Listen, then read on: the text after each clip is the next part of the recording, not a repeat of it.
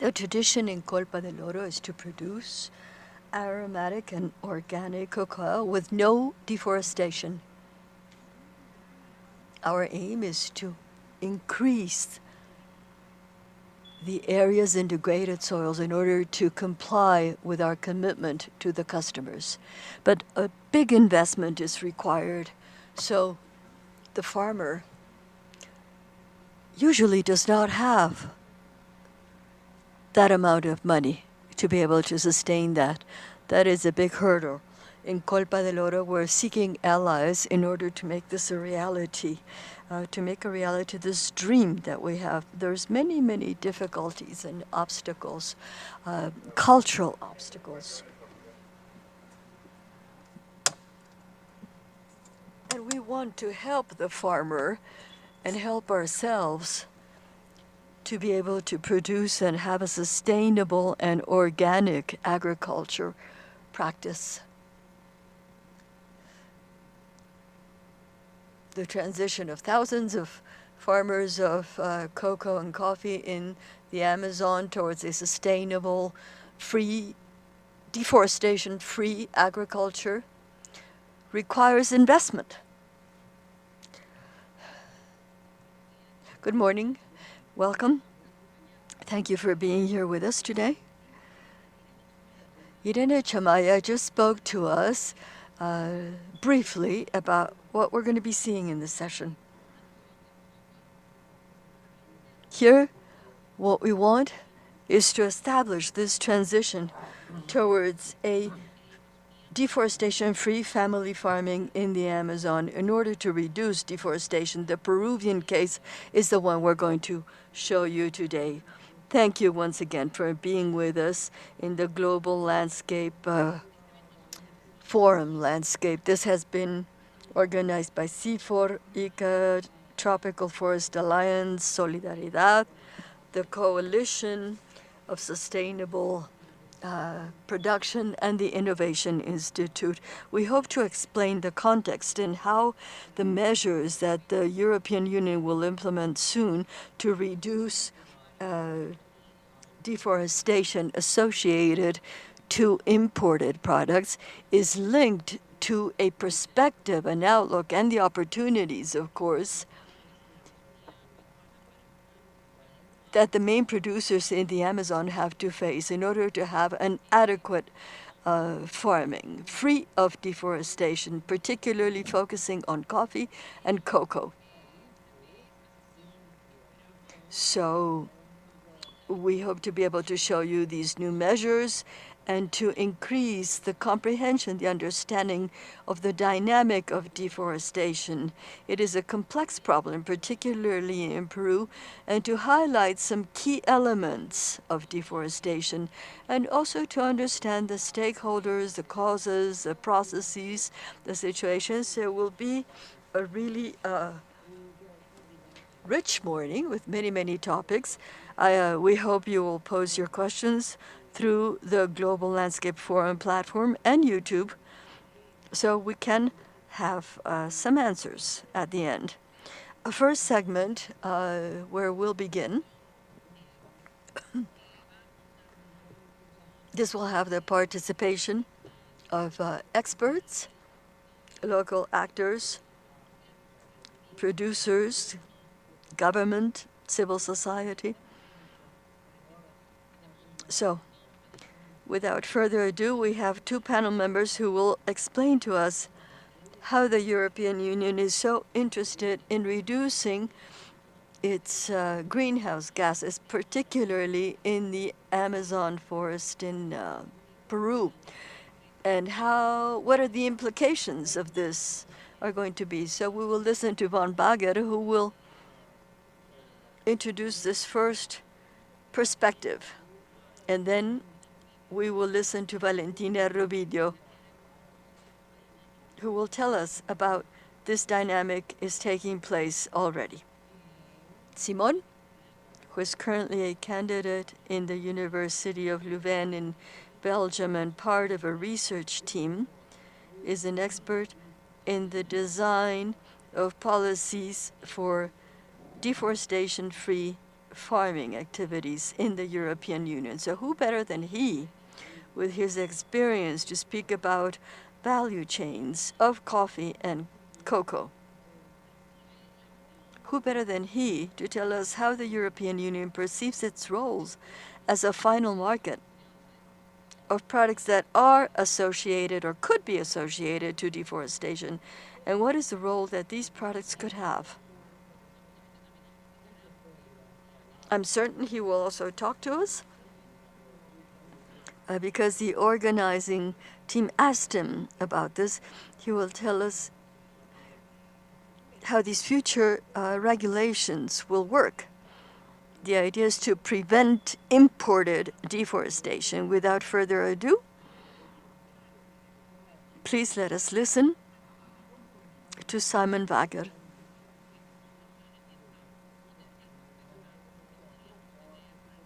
He will talk to us about this main proposal of how to produce coffee and cocoa free of deforestation.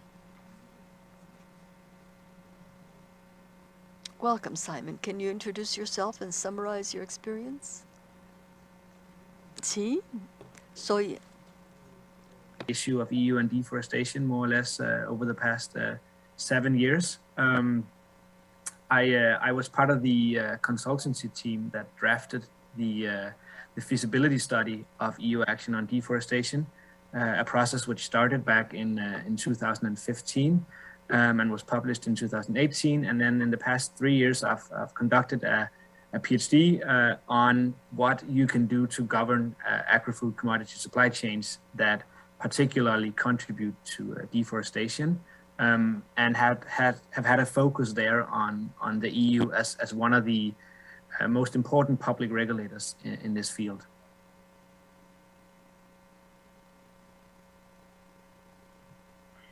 I mean, first of all, of course, EU contributor to the deforestation, and also it's been an issue that has gradually gotten attention from regulators.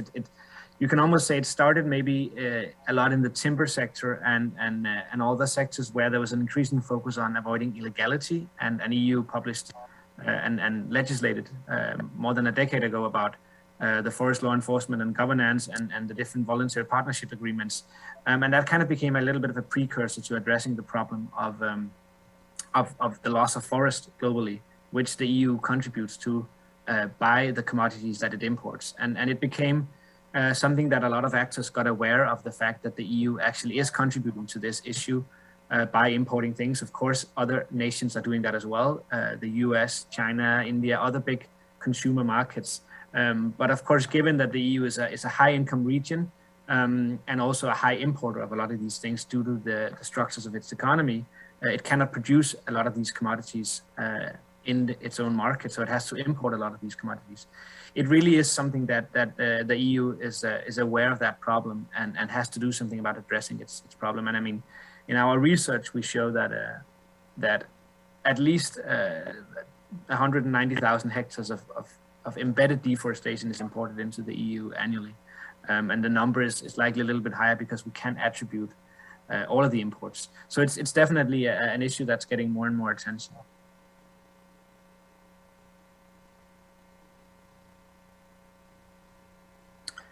I mean, it depends a little bit on kind of how much of a long view we take on this, but because obviously the EU, there's a lot of both kind of EU policy things on this in terms of going all the way back to the ideas of an EU forest strategy and internal EU forest policy, and then of course there's external issues that were FLEGT and DPA, and also something like the minerals regulation that has played a little bit of a key role in this in terms of kind of inspiring the policy options.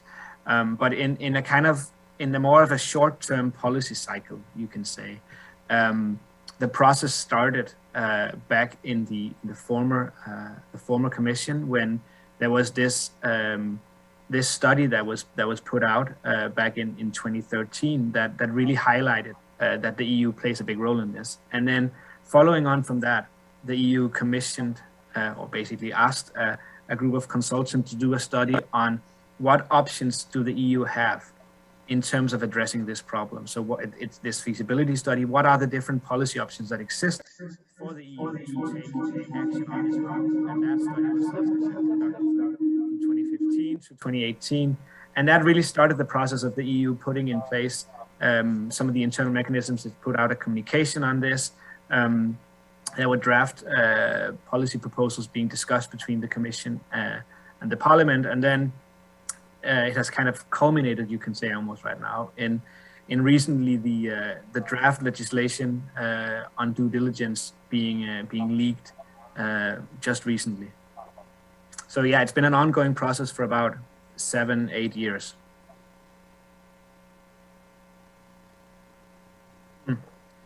I mean, there's of course a limitation to kind of what I know about the internal EU policy processes, but I mean, from what we know of this draft proposal, I kind of want to take a step back from that and say, I mean, there has been a lot of discussions about the different ways in which the EU can do this. So you can think about providing kind of more hard regulation, where you basically of certain things or tax them or whatever, but there are certain political issues to this, as well as potential things with the WTO trade rules, and then there are other ways of like promoting certification systems. There are a lot of different ways in which an entity like the EU can regulate this. But one of the things that emerged in this process, and that has been gaining a lot of traction, is the idea of due diligence. And the idea is basically that you ask the companies that place certain products on the EU market to take responsibility for the production of those commodities within certain areas. And that can be, for example, something like, in this case, it's deforestation, but there's also been discussions of extending that, for example, to issues like human rights and so forth. And that model has really been already existing in the EU for something like the EU timber regulation, where there's basically put a regulation in place that asks whoever imports timber into the EU to make sure that that is not illegally imported. And the same thing goes for the minerals regulation, that asks certain minerals that are placed on the EU market, that asks those people to take care to enact due diligence that these minerals are not causing harm to the environment. And that basically became the model, and it got basically, to use our research as a starting point, we tried to figure out what the political feasibility of different options were, and due diligence scored really high, because a lot of actors, also the industry, saw due diligence as something that basically was not too hard in a sense of a regulation, but at the same time enabled the EU to really force those that were very unwilling or conducting a lot of harm to take action.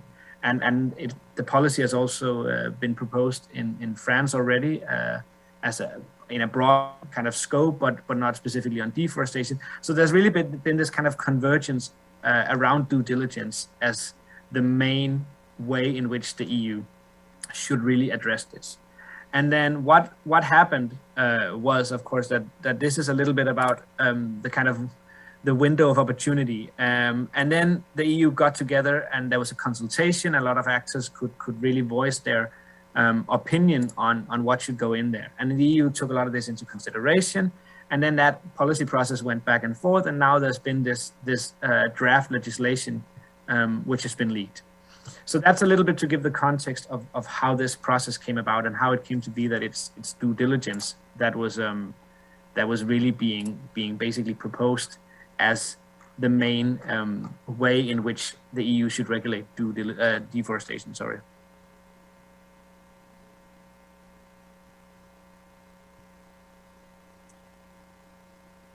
This is where it gets a bit difficult, because I haven't. I mean, we don't know what the law is going to look like, but there is basically a couple of points one can get into when we talk about what this will look like and what the due diligence will really do.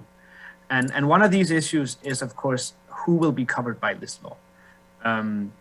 So first of all, which actors, which companies? Is it only companies above a certain size?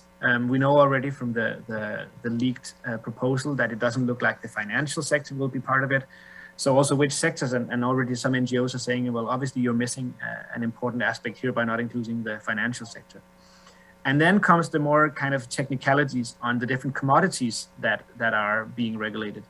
And here there are at least 3 issues with the current proposal. The first issue is that it appears that the EU is only proposing to regulate forests. And like, as we have been saying from research, and also a lot of NGOs have been saying, when you only do that with the forest, you're basically missing a lot of the other ecosystems that also have high value. And we also know that some of the non-forest ecosystems are already being converted to commodity production. For example, the Cerrado and the Pantanal areas in Latin America. So that's one issue. The second issue is what you could call kind of the level of granularity.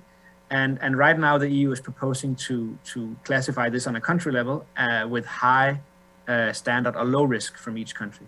But as research and as researchers, especially from Trace, have demonstrated, you cannot really very well gauge the risk of deforestation at a country level. There's going to be very big variation in the country of where deforestation happens. And Brazil, I think, is the prime example of this, with deforestation being the risk of deforestation varying a lot across ecosystems and regions in that country. And then the third issue is which products are going to be covered by this. And one, according to the proposal right now, for example, it's going to include beef, palm oil, soy, wood, coffee, and cocoa. So of course that's a good thing. These are among the commodities that contribute most to deforestation. It's not going to include leather, pork, rubber, maize, and I forgot, probably one more I forgot. But basically, of course, these commodities also contribute to deforestation, and some of these, especially through kind of the feed that goes into these things. So there's also an issue of who gets to be covered by this that will determine how effective the regulation will be at addressing deforestation.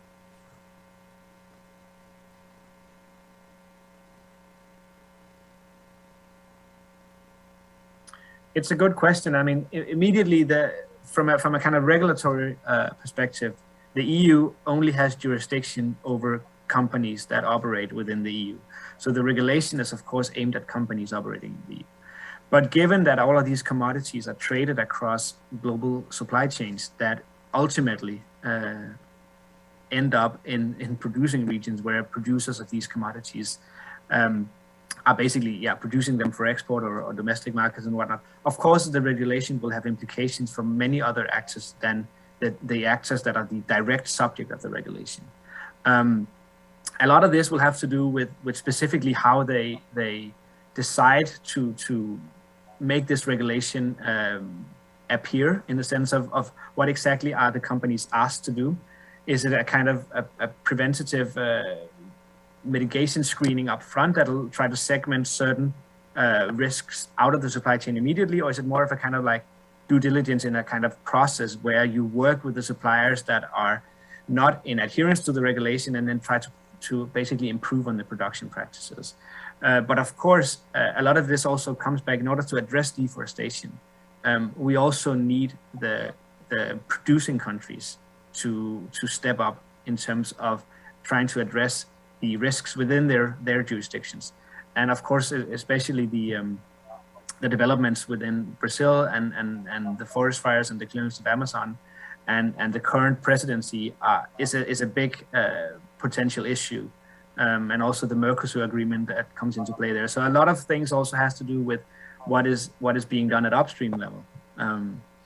But it's hard to say before we have the final regulation as a kind of in force exactly what it will mean. But of course, it'll also put certain obligations. And one of the risks that a lot of both researchers and NGOs and also some companies have voiced is, of course, the fact that we don't want to exclude smallholders from this. So if we have a regulation where it ends up in a way where it becomes the larger actors that are able to really adhere to these requirements, and it excludes smallholders from these markets, it becomes a problem. Because it's a livelihood for many people in these producing regions, and we need to make sure that the regulation does not exclude the smallholders from taking part in these global supply chains.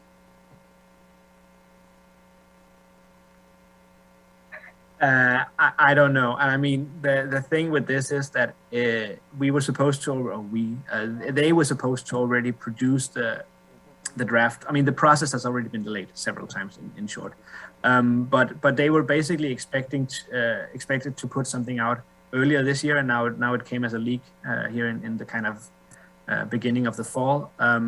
It has to clear, of course, not only the Commission but also the Parliament and the Council. So it's a hard question, but I doubt we'll see anything kind of in force in the next year or so. I mean, to put it in perspective, the minerals regulation was adopted several years before it came into force.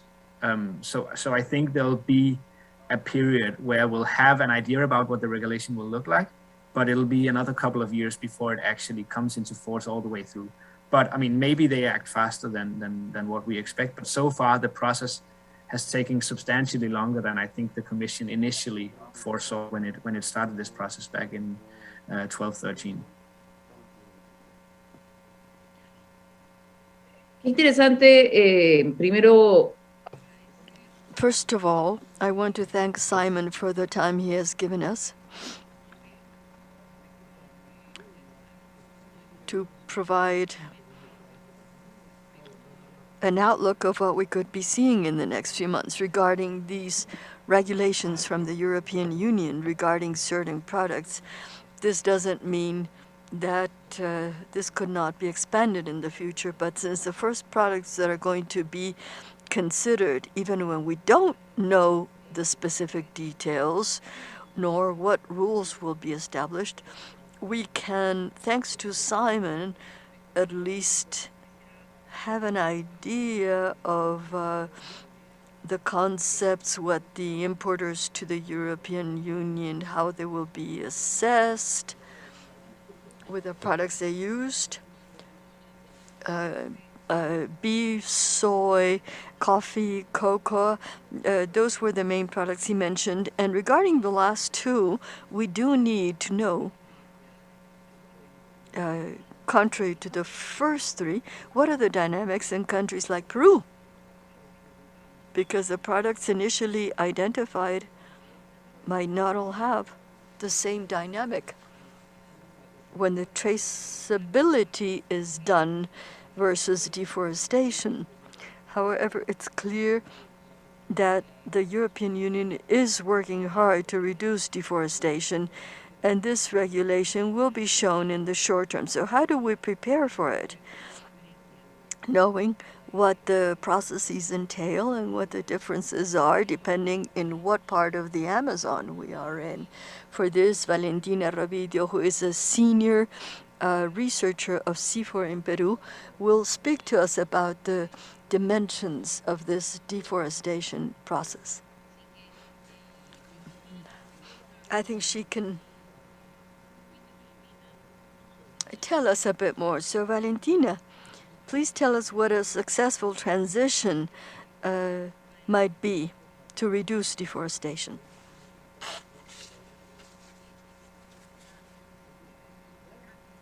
Thank you, Lucia.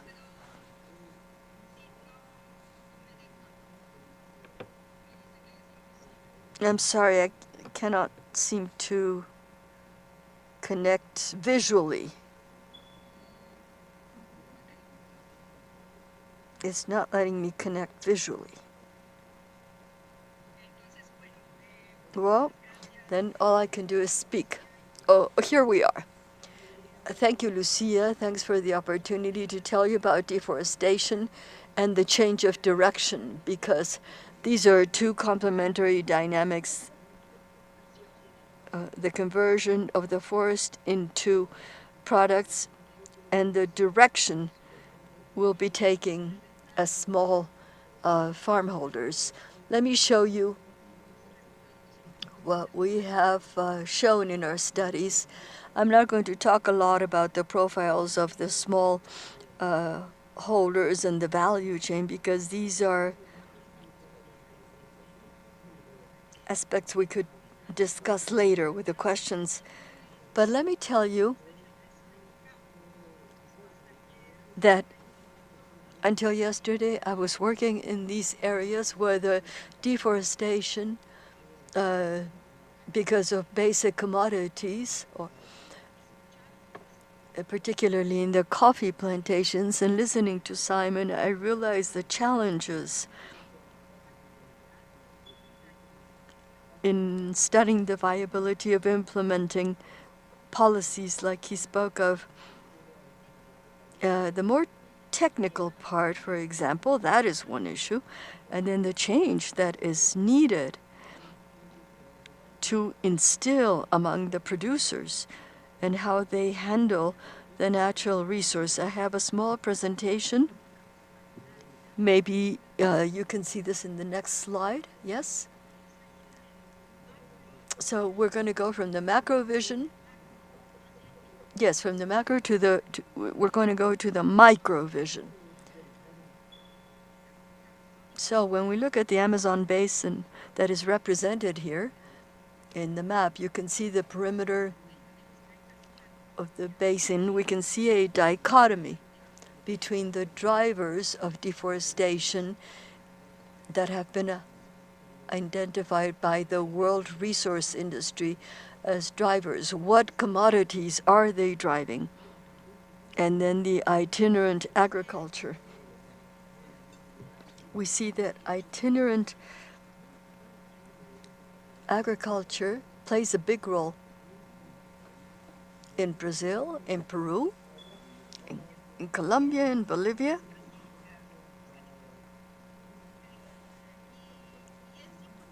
And it is important to understand,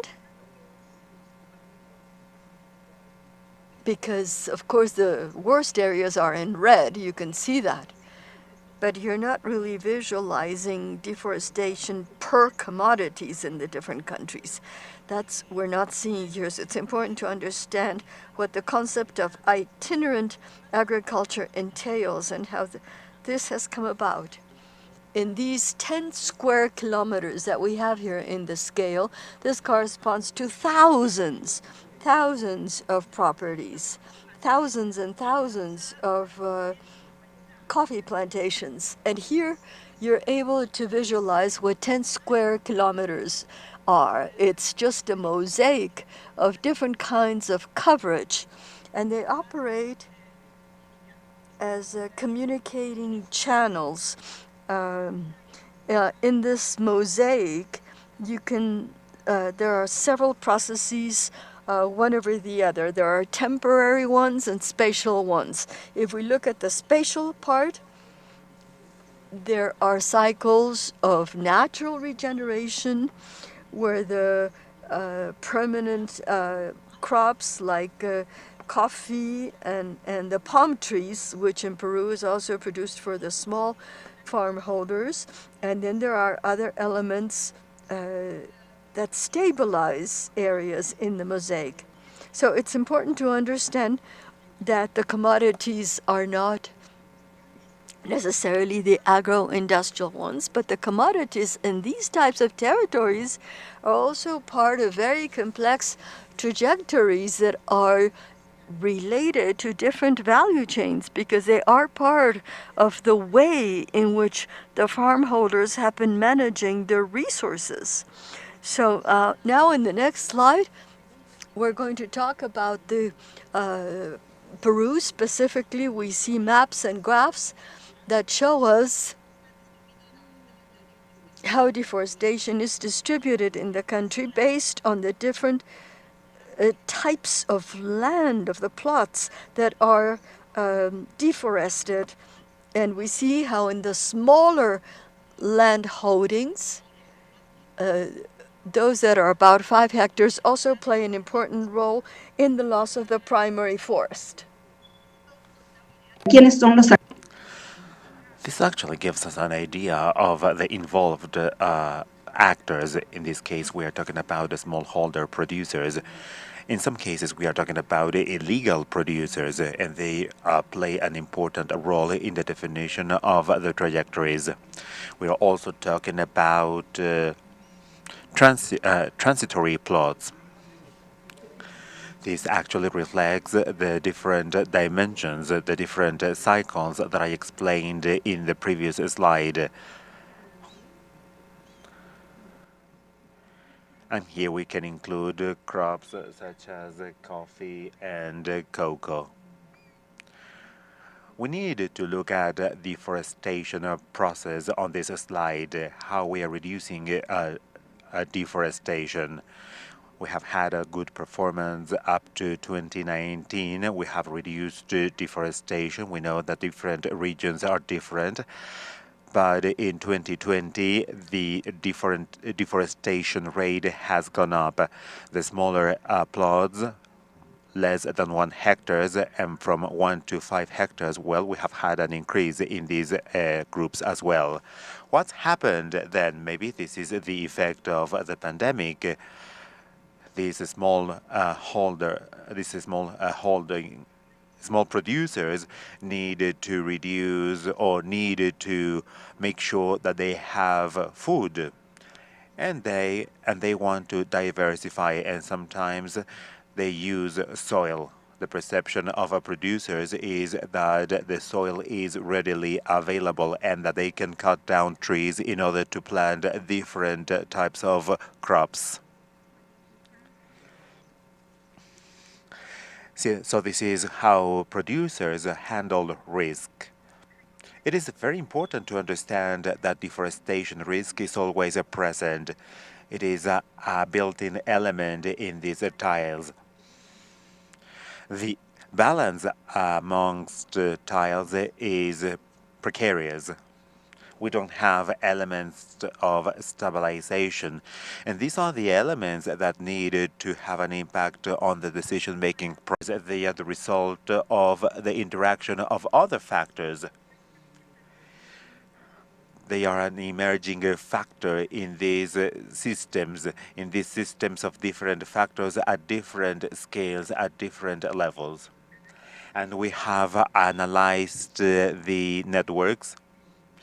For instance, in the case of the jurisdiction of the Peruvian Amazon region, well, we have identified the main drivers, and we are talking about a lack of enforcement, a lack of control in the simulations. There is a lack of livelihood, access to capitals because of migration issues.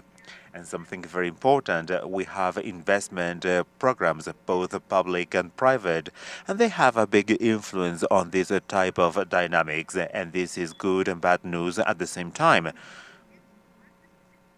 We are looking at this system perspective, and this is what some regions are doing right now. In their planning, the strategic planning process, they are taking this systemic perspective when talking about investments. And thanks to this, we'll be able to generate a change in order to reduce deforestation. Thank you. Thank you very much, Valentina, for this presentation, along with Simon's presentation, who talked about the demand and the coverage, and with your presentation saying that we have a number of dynamics, especially in the Peruvian region. Well, thanks to these two presentations, we have to ask ourselves, what do we have to do about this? What about national and sub-national governments? What about producers that will be assessed? And what is the role of civil society? What is the role of the different platforms?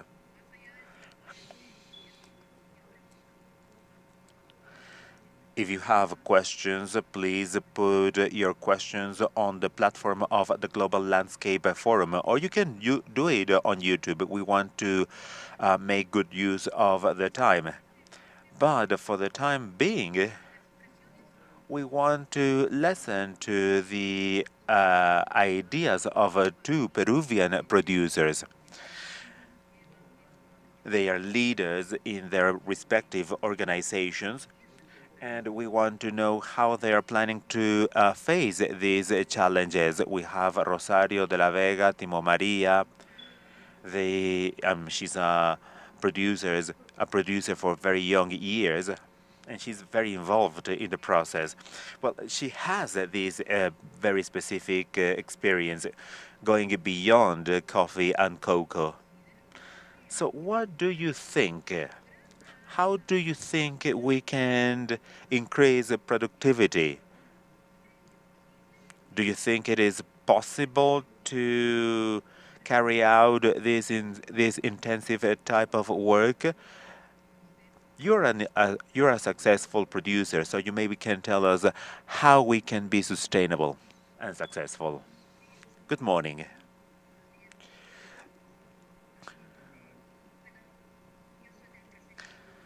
I come from the Lota Caceria. I am a cocoa producer.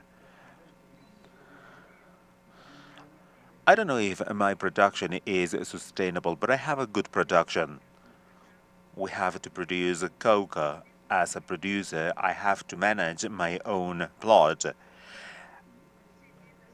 As the lady before was saying, before planting cocoa, we would plant coca. Then we came to an agreement with the municipality, and we had to take into consideration reforestation, and we have been planting trees, and we have decided to change our livelihood, and now we are producing cocoa. We are planting trees, and we are improving degraded land, and this thanks to the reforestation effort.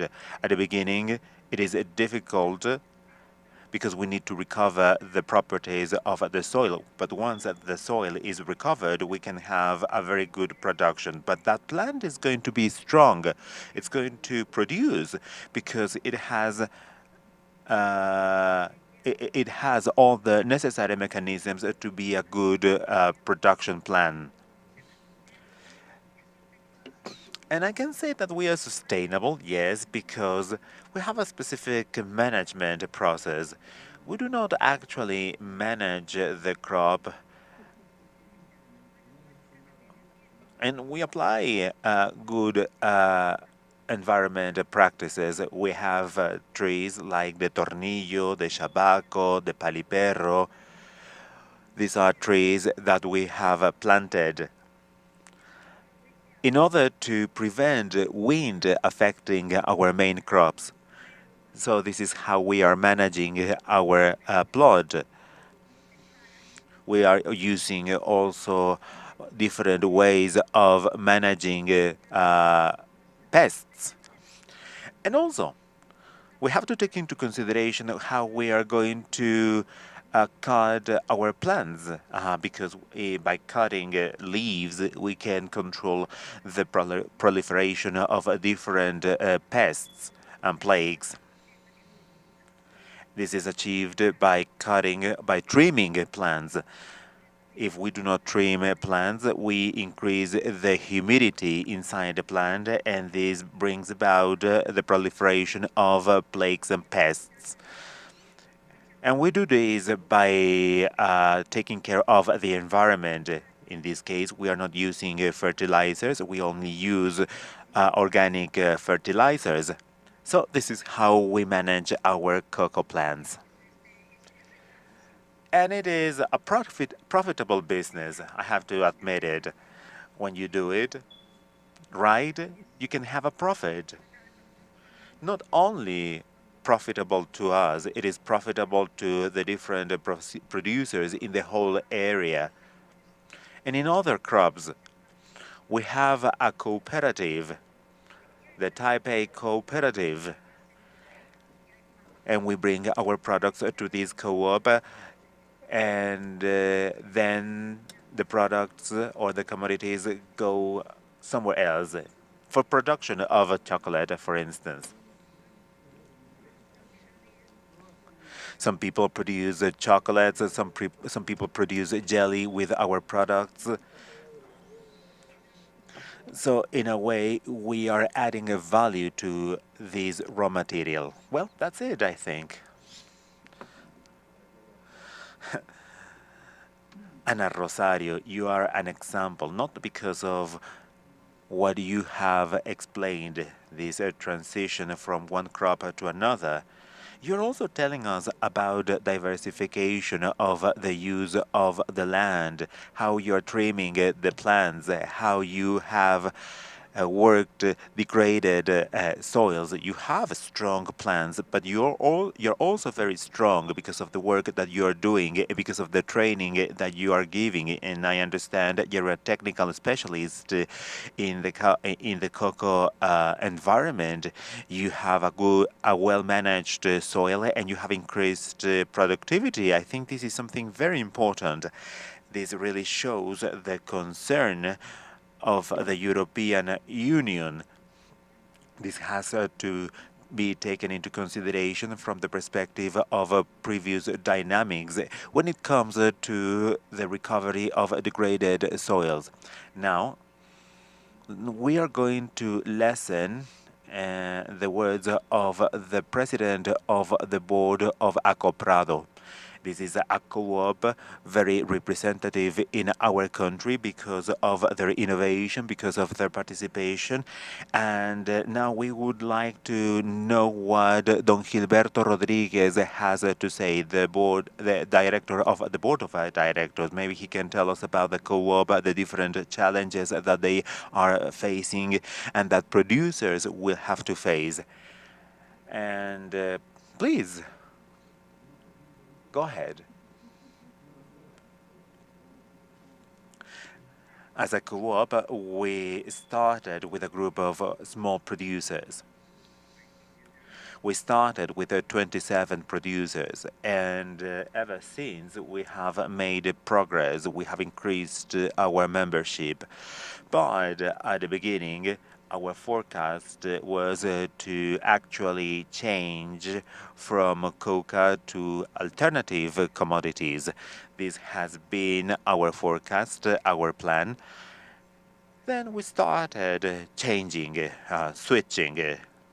We increased the membership, and then it was then that we started trading our production. We started having requirements, for instance, conservation of the environment. So we started working. We started to make sure that we were complying with environmental regulations. Let me tell you about these regulations. Producers were encouraged not to increase their plots by cutting down trees, but to strengthen their current plots. We started working with the full project initiative, and they started giving us all the necessary tools in order to work this timber land, in order to recover deforestation, to reduce deforestation. This was the first step that we took as a co-op. And now we are trying to rearrange things because we want the system to continue being effective, and this is what we are doing as our first steps. My first piece of advice. Number one, Producers need to be organized. Organization is going to be a key factor in order to continue complying with additional regulations in order to face this very demanding market. A market that is setting up different regulations for the conservation of the environment. I want to ask producers to organize themselves so they can start looking for external support. At the end of the day, the purpose is to comply with the regulations. Yes, we are producers.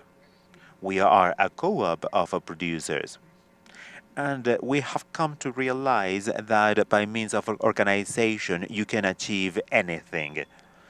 By organizing ourselves, we have identified different entities that are willing to help us. And this is what we need to do. We have a new stage in the farming process. Because producers need to strengthen their soils. What do I mean by this? I am talking about good management of the soil, of the plot, to have a good control. And producers need to have the necessary mechanisms.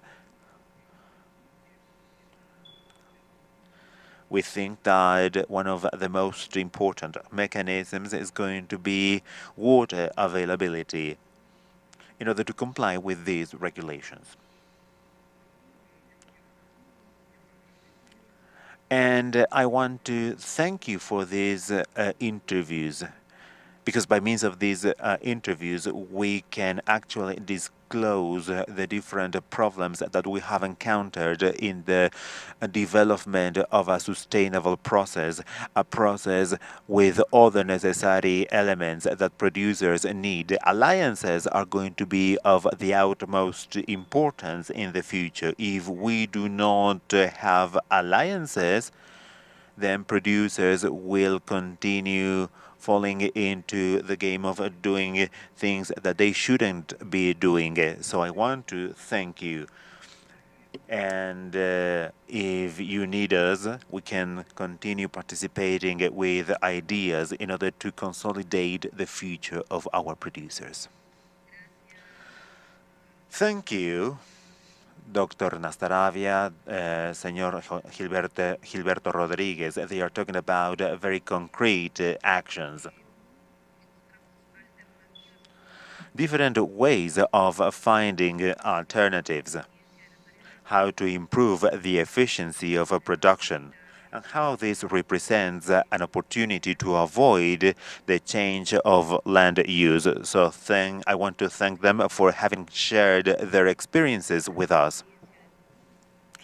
Apart from the producers, we have to take into consideration traders, that is to say, companies that play a role in this value chain. And they also have a possibility of incentivizing this reduction of deforestation. Now we have two people with us. These are representatives of companies that work with small producers. We have with us José San Martín from Romex y John Grillo from Café. They're going to give us the perspective of companies. We have been talking about markets, we have been talking about higher demands, and how they are getting ready if they have a strategy in order to face this new situation. We know that they are covering different functions. They are supporting small holding producers, and they have a good relationship with them. But now we would like to know from them about this situation. And please continue with your questions. Put your questions on the different platforms that we are using, including YouTube, because we're going to have a Q&A session with all the members of the panel. So we have John Grillo first, as leader of sustainability projects ever since 2019. and with a lot of experience in the market. Well, maybe he can tell us what Molcafé is doing by means of this sustainability process or project, how they are involving small producers in the supply chain, taking into consideration the new regulations of the European Union. John, go ahead. Good morning. Good morning, Lucia, and good morning, everyone. Yes, we have new demands. Demands that that are not really new, especially from the perspective of the responsibilities of companies, because we are accountable to the community and to the producers. As Molcafé Peru, we are a commercializing company, and we think of ourselves as managers of the supply chain. That is to say, we work with groups of suppliers, groups of suppliers, and also organizations, co-ops.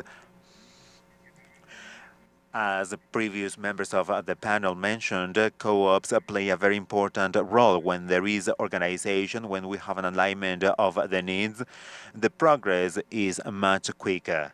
As Molcafé Peru, we are having an impact on 6,000 producers, that is the equivalent to 18,000 hectares of coffee production. And we are talking about 5,000 hectares in a conservation process. We know.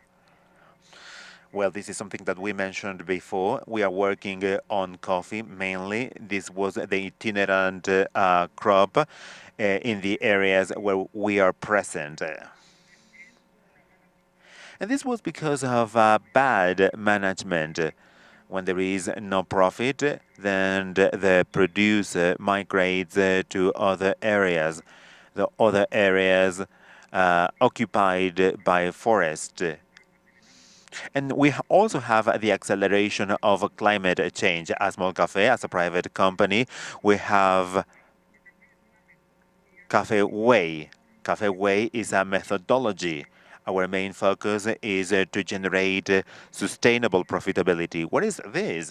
Well, it means improving the income of producers with the least use of resources. We need to be sustainable. That is to say, we need to provide a methodology, a management methodology to identify the different profitability margins that they require in order to have investment future plans. And this has to do with the socio-environmental element. They need to invest in the compliance of different regulations. And we are helping them with new methodologies. One of these methodologies, or two methodologies, are very relevant. One, the reduction of water use in the production of coffee. We are using new technologies. We are testing new technologies so the producer can reduce the water consumption in the production of coffee by 80%. These are technologies that are being applied in other countries, and these are the technologies that we are using with very good results. And another point, another mechanism, the implementation of agroforestry systems inside the ranch or outside ranches. One of our priorities is to create alliances, and there is an alliance that we have achieved with CAT, with the Center of Research and Teaching in the tropical area. We are going to implement this type of systems, two types of systems, productive systems, ensuring the improvement of productivity in coffee areas, and also diversification. That is to say, we need to reduce the risk, the volatility risk by means of diversification. Our forest systems are promoting the use of service trees in the four models that we are presenting. Service trees, we know, are necessary for this type of development. They produce shade, they protect the soil, and they also fix nitrogen in the soil. So this is one of our proposal, the use of service trees.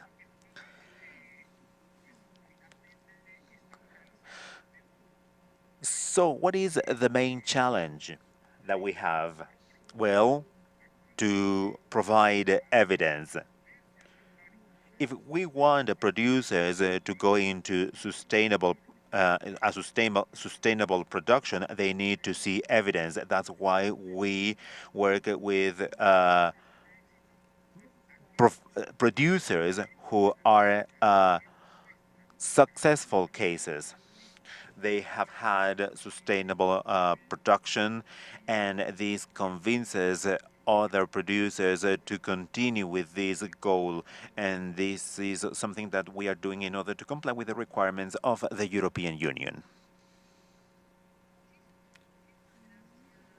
Thank you very much, John. Thank you very much for this presentation.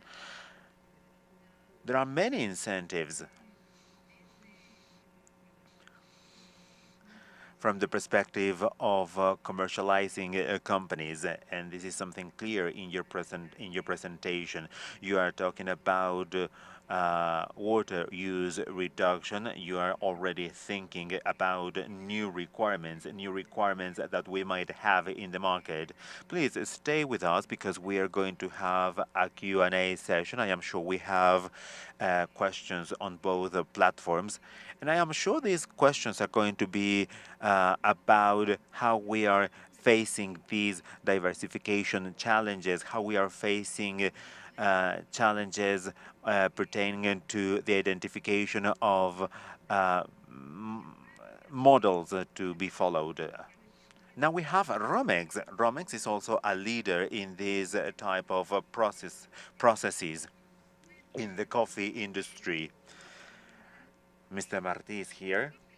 Maybe he can tell us what this has meant for the company, the new regulations of the European Union. What are the different changes that have been introduced or changes that will have to be introduced at the level of the producer and at the level of exporting companies? And what are the strategies that you are taking into consideration into the future? Good morning. Good morning, Lucia. John, it is good to see you after so long. Okay. We think this is the only way of doing business. It is not only about the market. It has been acknowledged by the market as the only way of doing business, and we are getting ready for this. We have had to reinforce what we were already doing, our traceability systems. We have platforms with a lot of information. So it has not been that difficult. It is time consuming. The monitoring process is our main challenge to make sure that everything is in order and that we are not using areas with a negative impact on the environment. Let me tell you something. In Jardin, we have a cocoa plantation, and last week I heard a similar situation. A producer burned the forest to plant maize, and he couldn't control the fire, and he ended up burning loads of hectares for the production of cocoa. There is another chain, maize, that's the name, and they decided to burn the forest. Fortunately, we had rain and the fire was naturally controlled. So this is what we have to face. We are doing many efforts as a company. We have traceability systems, not only that, obviously.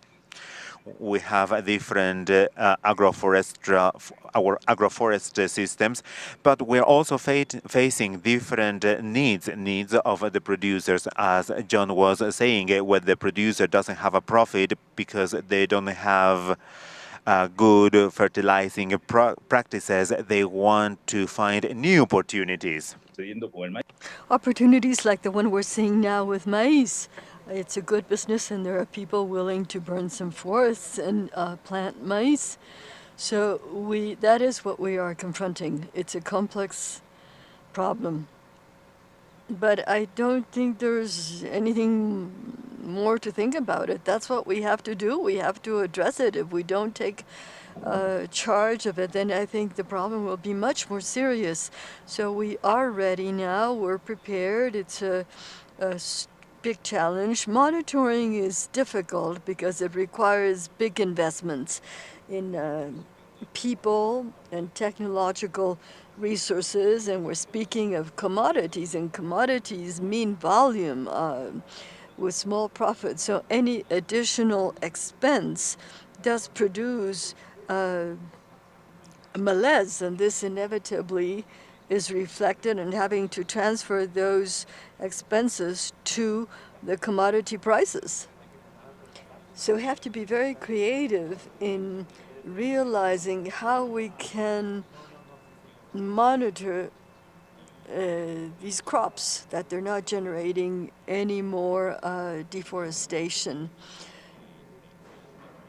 But until we formalize or make sure that the producer, the farmer, the agricultural producer is not really formalized, then everything else is going to be much, much harder. If we want to ensure that we're really not deforesting and we're only talking about degraded soils. Thank you. How important to realize that there's no other way to do this. It's a sustainable way. So we have to go more in depth and encourage this sustainable way. Here we're talking specifically of coffee and cacao and cocoa, rather. But let's not lose sight of, rather we want to listen to somebody who became a mayor and has been driving forth policies not only for eradicating illicit plantations, but and today as a local governor since 2018, he is also becoming part of this productive revolution through investments in certain value chains in the region. So let us welcome Governor Pedro Mayín. Thank you in advance for your time. We know you're currently flying somewhere in the region, and yet you want to be here with us. The potential regulation by the European Union, what do you think that might do positively for a region that is already considered a green region and that has been trying more and more to be deforestation free, because that is a commitment that that region has made? Good morning.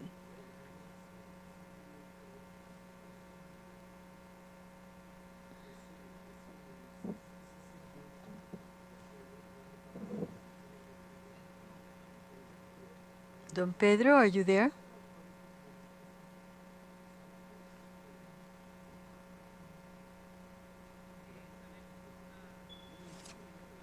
Well, we know you're about to step onto a plane, and probably that is difficult right now for you to connect. Well, let us wait. Maybe in a few minutes we can have you listen to you. But in the meantime, we have Eduardo Segarra, who is the head of the cabinet in ministry in Peru. He's not representing a subnational agency, but rather a national government, the top authority on agrarian business in the country.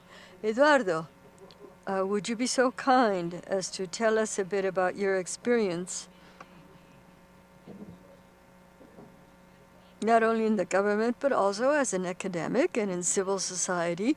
What do you think is the role of the ministry in what we've been discussing, how to overcome these challenges and continue to encourage overcoming these challenges, probably with some public policies that you all might already have through your technical bodies in order to prepare farm holders in these processes where some chains have not been fully developed. Thank you, Lucia. And I want to thank all the entities that have organized this event. Yes, this is in fact an important topic that concerns us. My first reaction to what the European Union is proposing is of concern, but in my opinion, these type of measures are not necessarily going to resolve deforestation. In fact, I think they're counterproductive. Because to speak of imported deforestation is a complicated concept. For example, the products that are being considered and that would be covered in that classification, they're speaking of coffee and cocoa, two products where there is no evidence that they cause deforestation. It is rather the migratory, the itinerant or shifting cultivation that is the reason. For maize, coca, and cocoa and coffee, where we have hundreds of thousands of small farm holders, particularly in the higher areas, they are a very important source for containing the deforestation. So to have a coffee agricultural practice that can be integrated into more sustainable models and that in fact develop agroforestry, that is not a source of deforestation. On the contrary, they contain and protect the forest areas. What is an important driver of deforestation is the agrarian poverty in the mountains and in the rainforest. Last year, we had a big increase of deforestation. We're reaching nearly 200,000 hectares. It is a year where agrarian poverty went from 42 to 60%. And the main problem is poverty. It is associated to shifting cultivation, the lack of opportunities.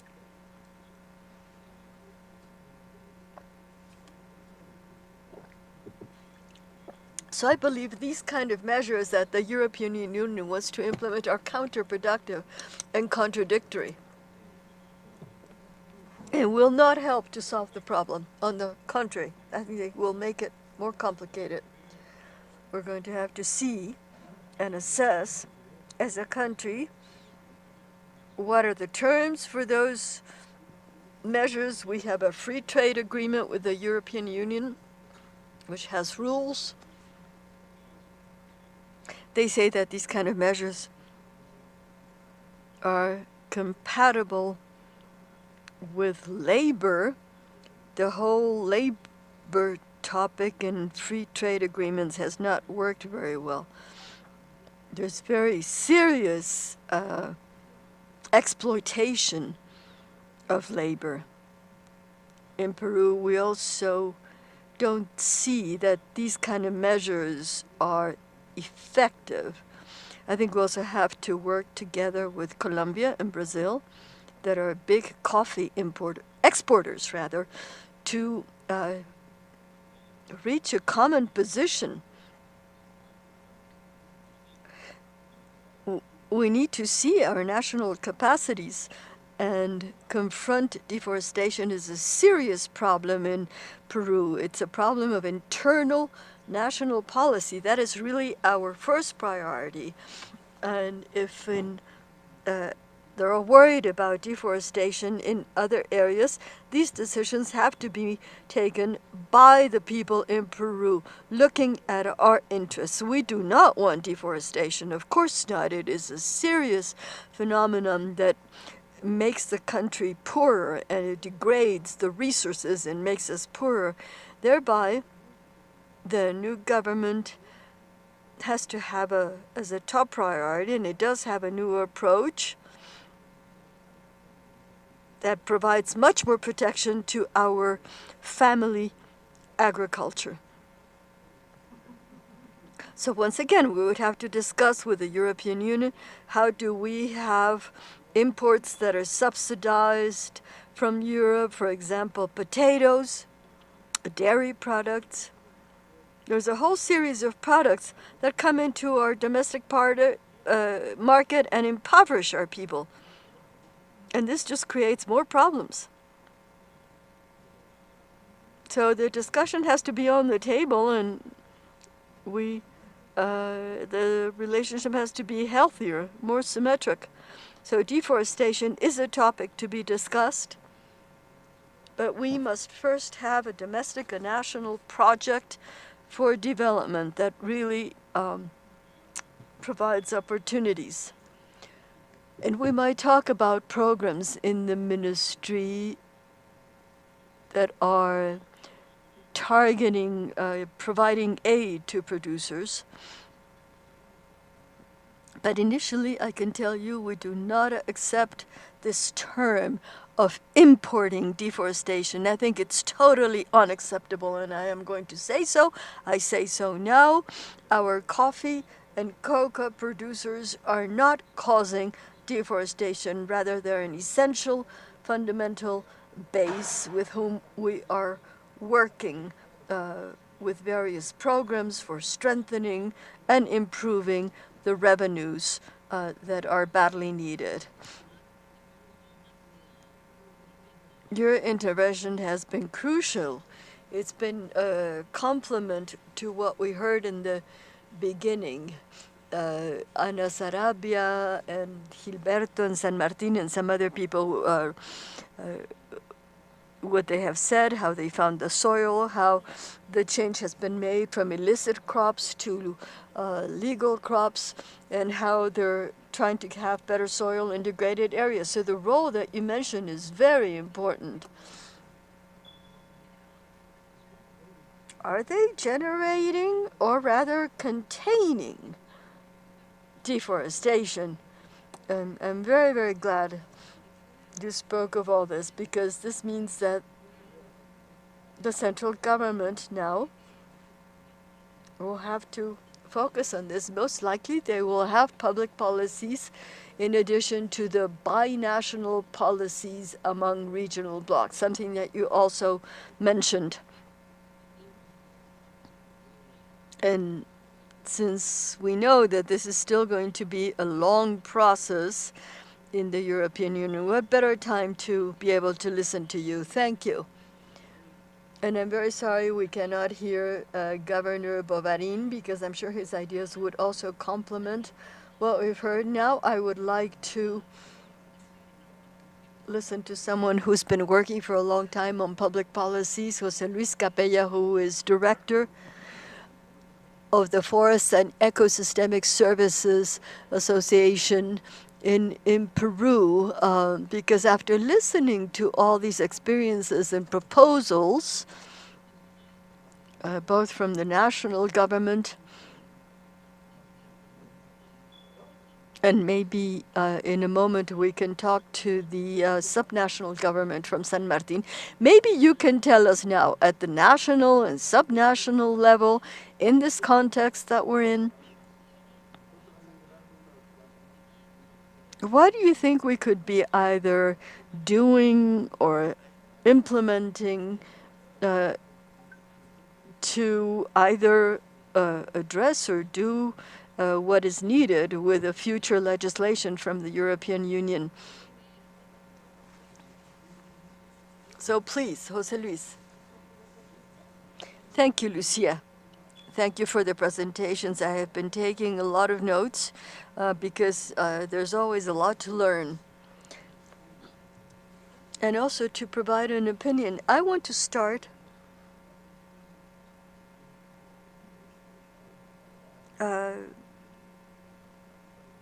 in regard to the last comments from the representative of the Ministry of Agrarian Development and trying to bring that together with Valentina's presentation, who I think was very precise in explaining what is taking place. She was just in San Martin in the field.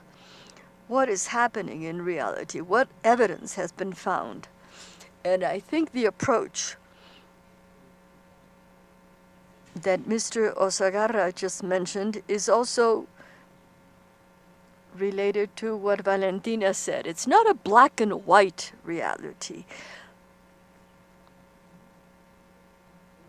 The evidence in the field of what is happening with poverty, with family agriculture, with the types of cultivations that take place in a mosaic of territory. There are some areas that were deforested recently, some that lost the forest a long time ago.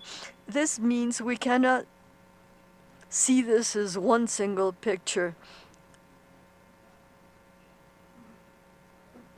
We first have to test. If you look at it in black and white, did you comply with a standard or not? So as an attorney, I would say, how can I show in the ownership of my land that I am truly complying with certain norms? The state has to exercise its sovereignty and to see if it believes it is the right time to enter this discussion or whether it accepts the rules of the games. But let us remember that the rules of the game, as the first speaker said, there's already a draft for that regulation. So it is necessary to discuss these topics. I think it's a timely moment to do so, for you to have brought all these people together. What can the state do? I think you have to, at the national level, involve many, many sectors, as it is already doing. A lot has been done regarding cocoa and coffee and palm trees in Peru, but this gaze considering deforestation, climate change, the environment, has to be more ambitious. And we have to emphasize that it has to work because sometimes some separate the areas. These should be discussed as one single thing.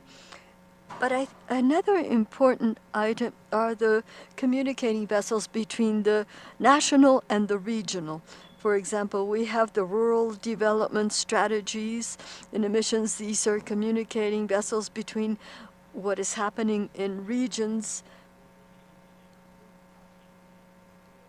and then how they relate to the national public policies. But these are not consolidated. We have to see them, consider the budgets for the field. And then the state's role.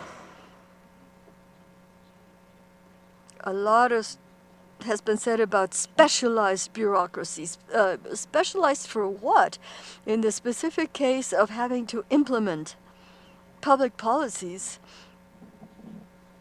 that enable us to reduce deforestation by us. This is what we want in Peru. I think the state has to align itself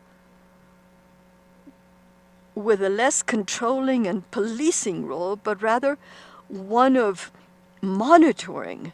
Monitoring is very costly, particularly for the landholders. So the monitoring should be a role that the state does take on. And then to give easy formal access to people. Agroforestry has been mentioned. It should be much easier for these people to use the agroforestry law than to provide a title to a landholder, because this was implemented 10 years ago, but it hasn't been easy. Only by formalizing or legalizing all these land ownership can we truly work properly, both for us and for external markets. There's many other things, of course, due diligence, but I know my time is short, so I just wanted to mention that and thank you, Lucia, and the rest of the organizers. Thank you, Jose Luis. You're right. There are still many, many topics that have now emerged during our event and that we will need to discuss further. And now to finish all this morning, of all the proposals, I would now like to listen to Fabiola Munoz, who is currently coordinator of the Coalition for Sustainable Production. This is a public and private initiative that is very interesting to bring together efforts for sustainable production in the Amazon. And it focuses on coffee and cocoa. So Fabiola, please, after everything you've heard today,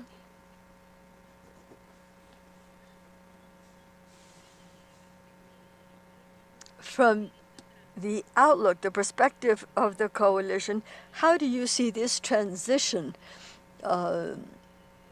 to have highly competitive commodities that are free of deforestation? After listening to all you've heard this morning and so much aligned willpower to fight deforestation, what are your views on this? Well, first of all, thank you so much for the opportunity. Just like Jose Luis, I am pleased to be at the end because I was able to listen to all these experiences, all the sharing of proposals. There's something I want to highlight. Trying to look at the complex problem that we are now facing. There is a national effort that is taking place. And I think maybe here's where we need to strengthen more capacity in the field and institutionality, but the effort is there, but we want more of an effort by the producers and those who are associated to the work in the field. With trade, I have loved listening to Jose San Martin from Romex, whom I know personally and is part of the Coalition for Sustainable Production, when he says, we do this because we believe in it. We're convinced. If the market adopts it, fine, but for us to be sustainable is the only way to do business. And the experiences of the producers and the challenges they present. Water, for example, Gilberto said they're totally aware of water. And that's a huge challenge, particularly if we know that Peru is especially vulnerable in this. And we don't have a culture for the efficient water use. Another topic is that we're trying to see how to confront a very complex process. There's new tools, Jose Luis mentioned some, but they're not being applied at the speed that they should be. We've spoken of formalizing. That is a crucial topic. But I think the legal tools that were created in the revolution of the forestry years ago are not being implemented, and not only because of lack of technical capacities and budget, but we haven't understood that implementing them would make life much easier for us all and enable us to scale this. Maybe that is one of the biggest challenges. I have seen the experience in Colpa del Oro. I think it is fantastic. The first talks we heard have shown the evidence that there is change, or this idea of the one of the big challenges is how to scale this. And this is something we have to think about much more, how to articulate all these efforts, because I am certain that the European Union has good will for this. But if we don't undertake this gradual process and understand the challenges that we are confronting and that the producers are confronting, then can we hope for this to really be a boomerang? Because, as has been said, cacao and coffee, they're not bad products. On the contrary, they have been alternatives to the coca plant. But how do you, so if you're going to change your primary forest, and in order to put coffee and cacao, that is not a good business for anyone. I believe it is not good for citizens, for the state, for the people, for the market. It shouldn't be good business for anyone. However, if we're going to provide the correct incentives so that these become development opportunities, then I think the main problem that has been presented is poverty. Poverty, of course, is the cause of all this, because deforestation, or the withdrawal of a forest coverage in order to plant something in the short term, that is an economic decision in the end. Yes, there's many factors. Valentina mentioned there's 40 reasons to deforest. But in the end, it's an economic decision that says this woodland is not giving me anything, and instead I'm going to plant maize. So there are factors we have to analyze and understand, that it is not a black and white situation. And I fully agree here with Jose Luis. This is a much bigger challenge, particularly for the small farm holders. And if we're not aware of that, then we can provoke an unfair climate decision, and not a fair one like we did for the small holders, which, as Eduardo said, they are a priority, and also for our indigenous peoples. Thank you, Fabiola, because you have basically brought together everything we've heard this morning. The producers who are acting specifically in the field. We've listened to traders who are thinking in a sustainable manner, who articulate their, or rather come in touch with the producers and want to increase their profits, but with less negative impacts. And then finally, the use of technology for the production of water.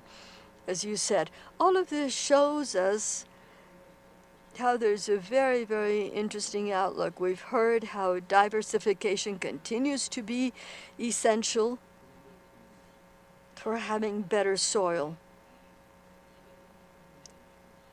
Through Valentina's comments and others, we've seen how there is a multidimensional gaze or outlook on deforestation on the side of the national state. We heard Eduardo say that this is being understood, and thereby they are going to act in response to these multi-dimensions of deforestation. What is the role of the small producers of coffee and cocoa in Peru? And this could be a very different dynamic from what might be in other countries. And what are additional public policies that have to address poverty, strengthening of family agriculture, strengthening opportunities in those areas that are being affected by deforestation. So thank you so much. You make my work very easy. Basically, you gave us a fantastic conclusion and a mapping of what we heard today. But I don't want to thank only the organizers, but all these people like Julio César Alegre, all these people I have mentioned. I want to thank them through the networks for their very good questions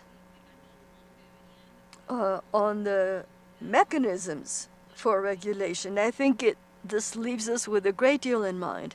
The challenges are there. We need to now see how to scale these concrete initiatives we have heard today and how to link them to the public policies, to be clear on what are the pros and cons of each one of these actions. And I take this with me because of what I saw in the questions. There is experience on soil recovery. In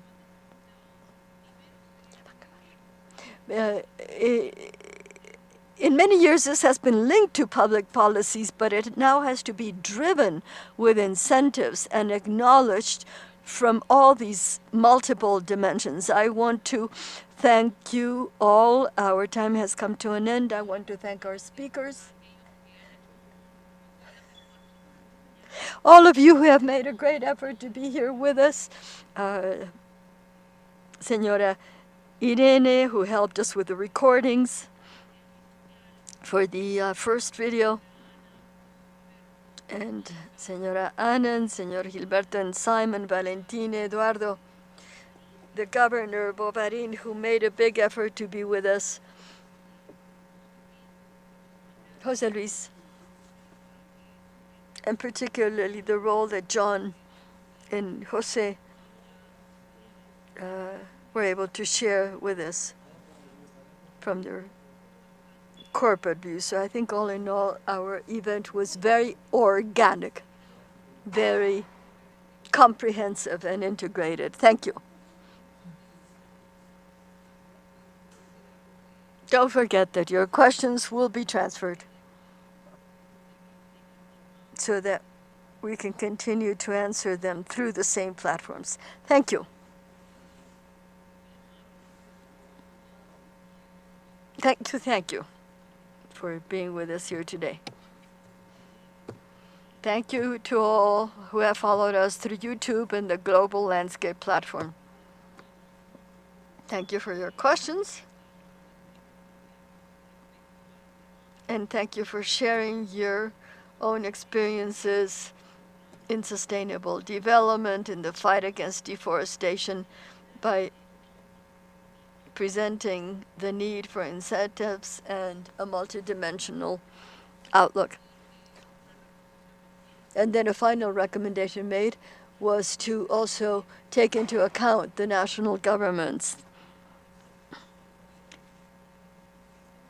One thing that was said was not to only have the multiple dimensions, but to how to integrate the local governments. Thank you, speakers, panel members, thank you.